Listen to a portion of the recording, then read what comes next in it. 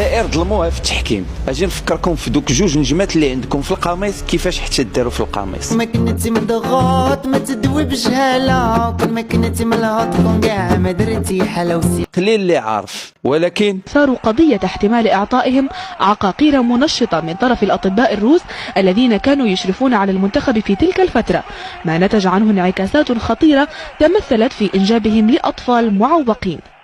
نزيد نوري اللي ما عارفينش وبركة من التضليل والفوحان الخاوي. نبداو باول نجمه ديال 1990 فاش نظمت الجزائر البطوله وقالوا لهم هذا الكاس ما يخرجش من هنا. ناضوا بدلوا الطاقم الطبي الجزائري كامل، غادي يجيبوا طاقم طبي من روسيا تيعطيوهم المنشطات في الماكله. اعطائهم عقاقير منشطه من طرف الاطباء الروس. ألكسندر تابارتشوف اعترف في تصريح سابق لوسائل إعلام جزائرية بأنه أعطى منشطات للخضر.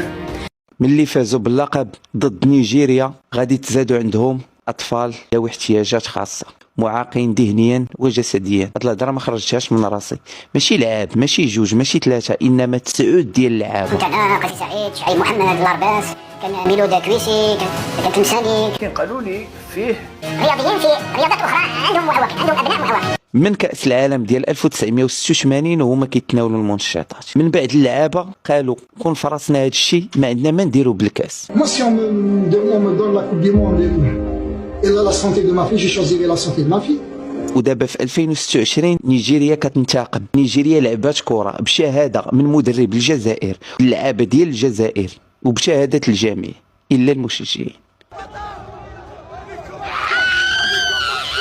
وتجي انت تغوت في المدرجات وتقطع الاوراق النقديه ديال المملكه المغربيه اللي كيعاقب عليها القانون وما درتو حتى محاوله. ديروها محاوله نقولوا التحكيم زيرو محاوله، ما داز كاع هذا الكادر. مارت الكور طلع مع المشجعين كيشجع واقيلا. وضربه جزاء باش فضحتونا ما فيهاش ضربه جزاء. علاش؟ ضربات الركبه هي الاولى عاد طلعت اليد. الا كتفهم في التحكيم علاش ما رجعوش للفار؟ علاش ما رجعوش للفار؟ رجعوا للفار فاش دخلت الكره حتى هي يشوفوها واش دخلت كامله ولا لا. نقولوا ما دخلتش كامله، بغينا نشوفوا الفار. حنا نيجيريا بغينا نشوفوا الفار. وتخيلوا معايا القجع غادي يشري نيجيريا اللي صعيبه باش يلعب معاها ويخلي فريق ضعيف بحال هكا فابور. شوفوا البلاده بغيتوها الشريان. اجيو معايا النجمه الثانيه اللي عندهم في القامه. الحكم الزامبي اللي شريتوه في النهائي ديال 2019 ضد السنغال.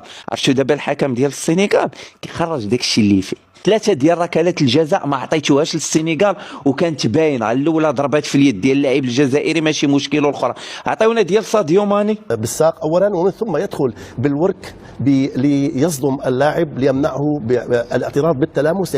نلحظ كلا اللاعبين، نلحظ الاولى والثانيه. هذه الاولى من قديوره، ومن ثم الحاله الثانيه على بن سبعيني رامي. نلحظ يذهب بساقه او على ساق اليسرى لماني، ومن ثم يصدمه ويعيق تقدمه واعتراضه بالجسم بالتلامس. ما رجعش للفار. الحكم الزامبي شنو نقولوا؟ وهذه راه باينه ماشي حتى بحال ديالكم.